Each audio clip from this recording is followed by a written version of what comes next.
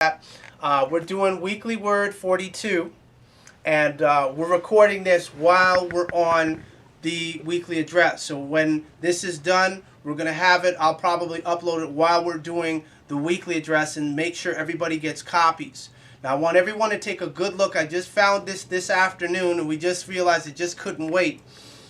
Oh, now it's okay. See, now it's buffering.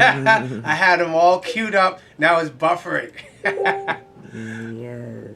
Okay, this is deep, and some of you have already seen this because I had put it up on Facebook earlier today. Now, where I am at is what's called Treaty 6 territory. Treaty 6 territory. Oh, what's happening? Oh, this is happening. Okay, well, we'll fix that.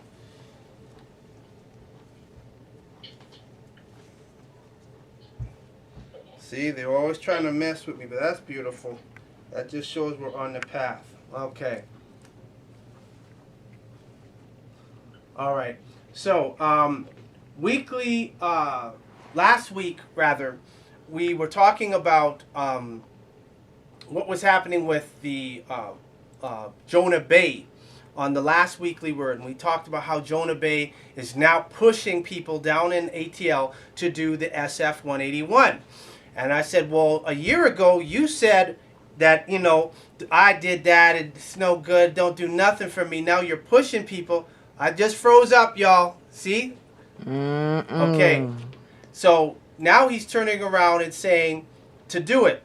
Now, what you all seeing on, I'm in Treaty 6, what they call Treaty 6 territory. The city of Edmonton ain't even supposed to be here. Now, we're just next to, we're right over Idaho, and Idaho, Montana, and Oregon off to the west. So this area is actually an Indian reservation. The city of Edmonton, the province of Alberta as they call it, is actually on an Indian reservation. They had a treaty that they established with the Cree and the Wood Plains Indians, which of course they haven't honored and still don't honor. However, this whole area from here, Edmonton, Calgary, was actually supposed to be treaty land. So this should have been the Cree, the Blackfeet, etc. Instead, because they had oil, bitumen, etc., so then they came and encroached like they always do.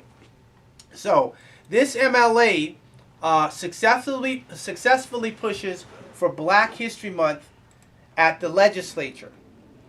So now I'm going to read this. David Shepherd is set to bring Black History Month to Alberta's legislature. The MLA for Edmonton Centre said Friday, which Edmonton Centre is downtown, said Friday he has received official word from the Speaker's office that he can host a formal event at the provincial building next year, which would be 2017, the first time the month has been officially recognized. Look at the timing. This was published on Friday, December 16th. Shepherd said he thinks it's vital to honor Black history in Alberta. It's important to recognize the rich history and diversity of Black heritage in the province. Also, recognizing the African and Caribbean community are part of our province and they're great contributors, Shepherd said. Diversity is a real strength in our province and adds a lot to our communities. He said he felt that as the only current sitting MLA who is Black, he should help make it happen. Yep, get that right there on that camera.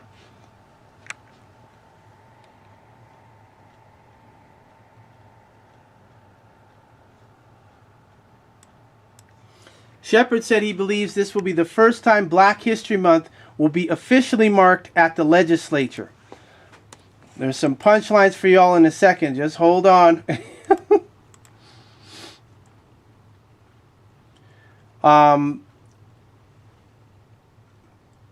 Shepherd said he believes this will be the first time Black History Month will be officially marked at the legislature. It will be among other firsts celebrated at the provincial buildings in recent years, including the Day of the Dead of November 1st, 2016. So we missed that. What's that about? That's why they say muerta. Dios el muerta. For Day of the Dead, that's a Vodun tradition. Okay. right after Halloween. Mm-hmm. So that's interesting, but they keep that hush hush.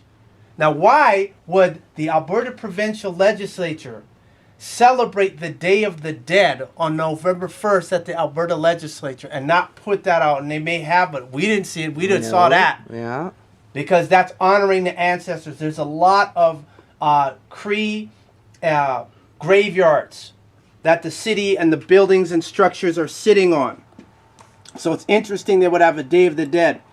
The upcoming February 2nd event will have speakers from the government, official opposition parties, and representatives from the African and Caribbean communities. Plans are still in the works, but Shepherd, who sits in the NDP government caucus, said he hopes more get involved. So, Mr. Shepherd, we are going to talk to you through the wonders of the excellent communications in the internet and technology. We're going to give you some knowledge that is applicable in your position, which you, now that you have been given it, you must stop and correct the wrongs. First of which being, black has no standing at law. When we look at the NCES, which we have here on the screen, it explains, this is the definitions for new race and ethnicity categories. Now, the categories do not denote scientific definitions of anthropological origins.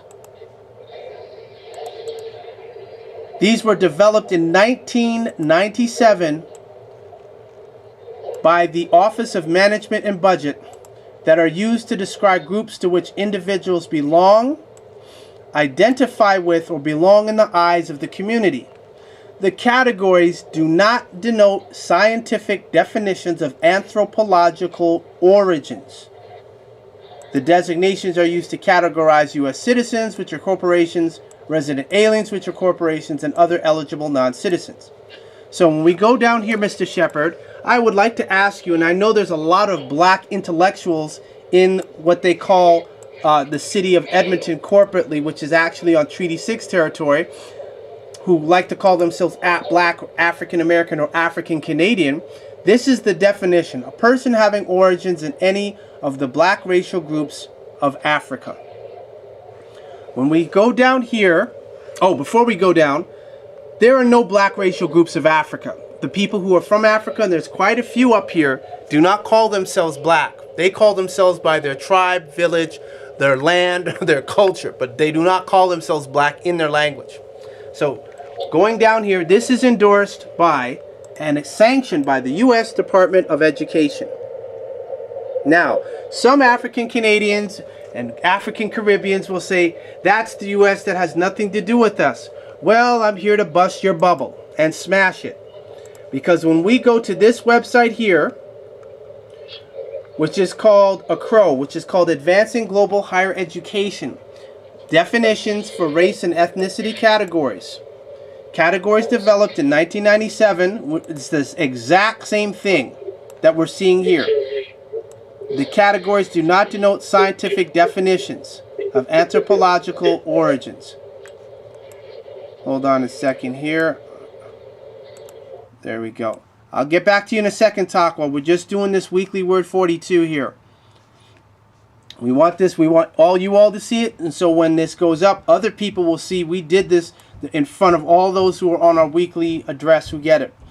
Where are we at here? Okay, so we go down again. The categories do not denote scientific definitions of anthropological origins, which means they are not talking about anthropology, or they are not talking about organics. They're talking about commerce. When we go down here, we see the same definition again. Black or African American. And as we scroll down, we'll see the breakdown of it again. A person having origins in any of the black racial groups of Africa. So, again, for the African Canadian, the African Caribbean, you might say, oh, that's nonsense, we black. Well, I have to show you something else. When we go to ACRO, we go on their website, and they're based out of Washington. They have what's called a, let's see, that's a 2015 membership. Okay. Here's their demographics. This is the most telling thing. These are the members of Accro. Accro, and in case they want to know, we'll just read what this is Accro is about.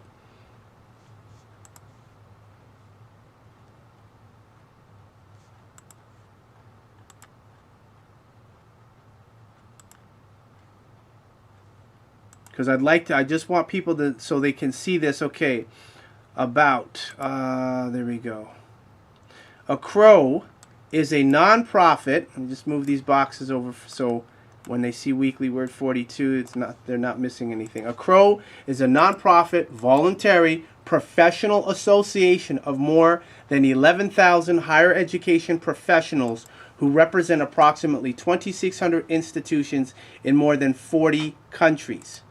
Its mission is to provide professional development, guidelines, and voluntary standards to be used by higher education officials regarding the best practices in records management, admissions, enrollment management, administrative information, technology, and student services.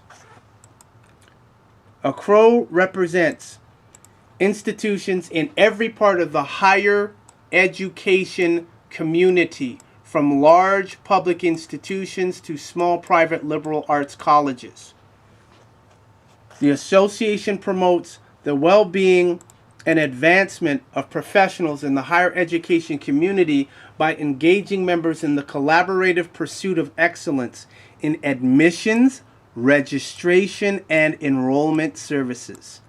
The association provides relevant programs, professional development tools, and information resources necessary to chart the course for professional success. Now, I know how these African American, African Canadian, African Caribbeans will think, well, what does this have to do with anything? We're going to show you right now. When we go to the data of the 2015 membership of Accro, we're going to go to their pie charts. This is members by gender, so 69% are female, 31% male. When we go down to the members by country, this is for the U.S. That's what you see here. Now, this is the pie chart for members outside of the United States. They're in Washington. So, what do you see over here in the left? You see Canada right here. 80% of the membership of Accro, meaning the higher institutions like University of Toronto, York University, University of Alberta, University of Canada, University of BC, McMaster, Ryerson, all those Canadian colleges, universities, and private institutions, 80% of Accro's membership comes from Canada. So now, when we go further down here, and you can see other countries like Trinidad, Tobago, Peru, Morocco, Kenya, Jamaica, etc. When you look at this chart here, I'll put the link in here, and we'll make this link also available when we do the when we set this video up. We'll have the link there available for everybody so they can see it for themselves.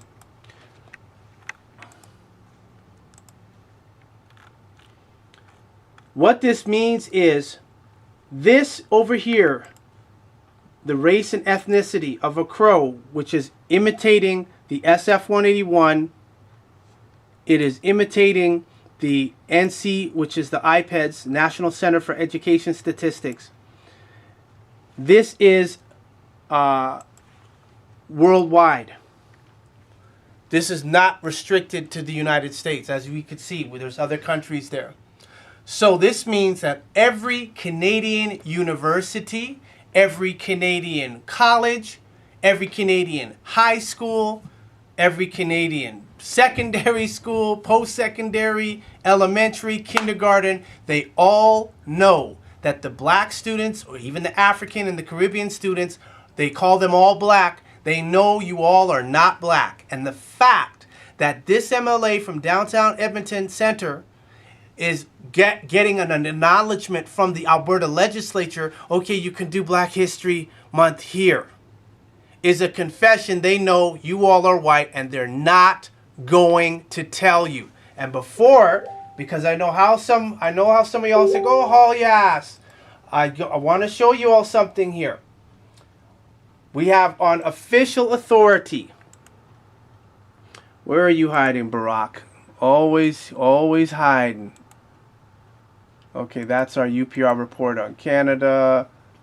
Let's see. I just had him here. Well, I'll just pull him up. Okay, Barack Obama. Oh, I know. This in my face. This Facebook here. Okay, That's our notes. I think this is it. Yes. No, that's our UPR report. Okay, Barack Obama. Black has no standing at law. We'll put that on Facebook because we have it there on Facebook. There we go. Here it is. Okay, so I want everybody to see this so when they look at it. Okay, now, we put this up in December 15, 2014. This is way before, what's his name? Shaabu Eil even came on the scene. Facebook / CIA is blocking me from posting Barack Obama on the Tom Joyner Morning Show about the fact that black has no standing at law. Now, here is the picture. Finally, after all this time, I finally found the quote. This is it, where Barack Obama... let's see, let's go back here. I want one a little bigger. Let's see if we can get the other one. Okay, so we'll just do with this one then. Oh, beautiful. This is the link for theirs. Okay, he said it, not me. So Tom Joyner interviews President Barack Obama on his Tom Joyner Morning Show and greets him by saying it's our first black president. Black president of the United States. President Obama replies, "Tom, I don't look at myself as the first black president because the word black has no standing at law." And it went silent for about 15 seconds on radio, which is a long time. So, Barack Obama knows black has no standing at law. To what? Who else knows? He knows the NCES has confirmed this with their definition, black has no standing at law, by saying black is a person having origins in any of the black racial groups of Africa. That there are none. And where it talks about American Indian or Alaska Native, that would apply to people from the Caribbean as well as what they call North America. A person having origins in any of the original peoples of North and South America, including Central America, who maintains cultural identification through tribal affiliation or community attachment. So that would apply to your people from the Caribbean, Central America, South America. You all are more American Indian than the American Indians that they're talking about in Hollywood.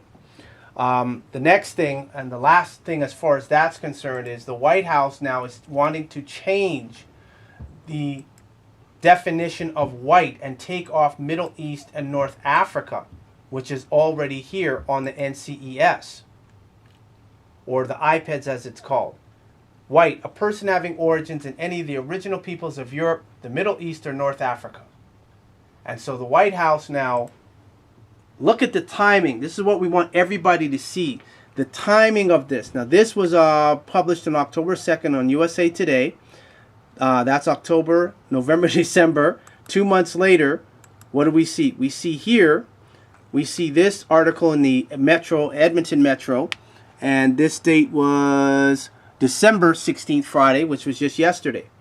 So when you look at the timing and the Alberta he successfully pushes. So if this was such a big deal, why didn't the Alberta legislature put this on a website and be happy about it?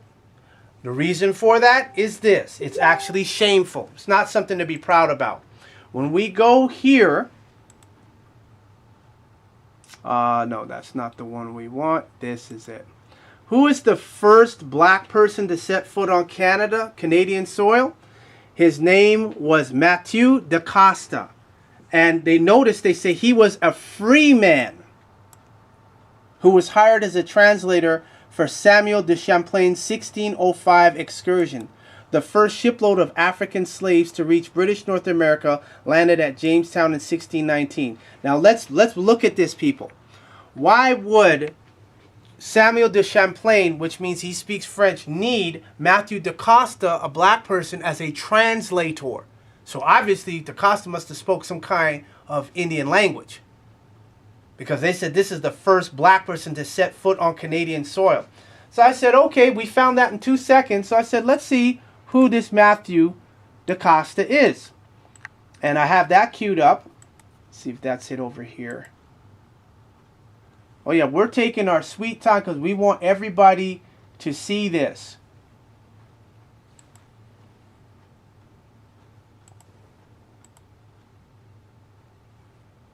Okay, so we'll look at Matthew da Costa.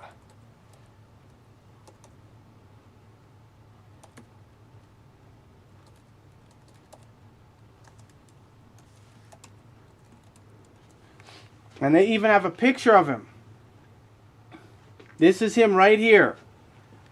Matthew da Costa is the first recorded free black person in Canada. He was a member of the exploring party of Pierre Duguay, the Sieur de Mons, and Samuel de Champlain in the early 17th century. So black people been here since the 1700s. Well, look what they say. He was born in Africa, died in Quebec City. His other name was Matthew da Costa, sometimes da Costa. So let's see the picture of him, because he's obviously coming back from the dead.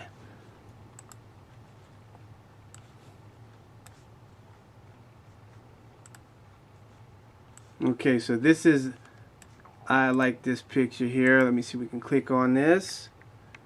Blow it and make, okay, and it's even on Wikipedia. He is the first recorded free black person in Canada. Matthew da Costa was an interpreter and translator from the Benin Empire during the late 16th and early 17th centuries. The Benin Empire was, quote, one of the oldest and most highly developed states in the coastal hinterland of West Africa, dating perhaps to the 11th century. The original people and founders of the Benin Empire were the Edo people. The first European travelers to reach Benin were Portuguese explorers in about 1485. A strong mercantile relationship developed with the Edo, trading tropical products such as ivory, pepper, and palm oil with the Portuguese for European goods such as manila and guns. There is little documentation about da Costa, but he is known to have been a free man. Look at that word again. Favored by explorers for his multilingual talents. His portfolio of languages is thought to include Dutch, English, French, Portuguese, and Pidgin Basque, the dialect many Aboriginals use for trading purposes. So here we go again. They know we are the original indigenous on the planet. And the fact that the Alberta legislature is going to give them black after 412 years is weak. What it shows, they know you all are black. Now, the challenge is, can... Right. Huh? They know we are Go ahead. white. Go say it again. They know we are white. So the challenge is, can Mr. Shepard elevate to another level and be in compliance with international standards, which state that black is a person black is a person who comes from any of his origins in any of the black racial groups of Africa. I can't even say people because it's not in there. People's not in there. White is what we are. Not talking about skin color, it's talking about commercial status. So, will the Alberta legislature, the government of Canada, are they going to tell all the black elementary, kindergarten, elementary, college, university, they're going to tell them they're black? Or are they going to tell them that they are white and tell the truth and tell the fact that they are actually white and not black? So, with that, that is the challenge. And now we know why they're doing it. They want to keep black people as slaves in Canada. And with that, this is Weekly Word 42. Anu Kimaku Nubu At Yunat Sagar. chief of the Atsikata Nation of Yamasee Moors, who are internationally recognized by the United Nations as an Indigenous Peoples Organization, CSO, as well as NGO. Hotep, white power, white power, white power.